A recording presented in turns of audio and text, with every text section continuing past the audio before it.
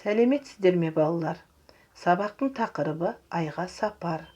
Бүгінгі сабақта өтірік өлең оқисың. Өтірік өлең шығарып үйренесің. Жаңа сөздер.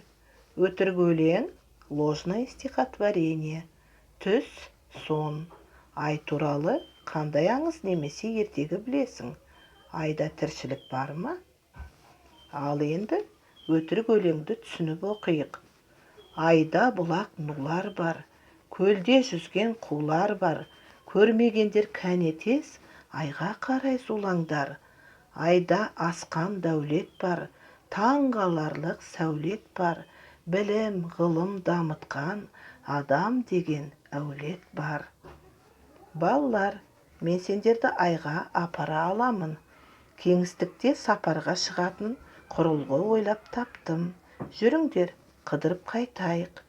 Тек бір шартым бар. Осы сапар туралы өлең шығарасыңдар. Айға балалар немен барғалы жатыр деп ойлайсың? Айда олар не көруі мүмкін?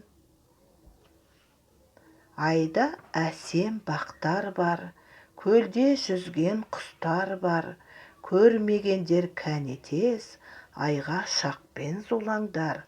Айда әсем гүлдер бар, алуан түрлі үйлер бар, көрмегендер кәне тез, айға атпен зулаңдар.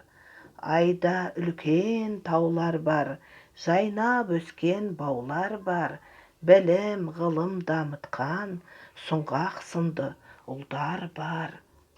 Сау болыңдар, балалар.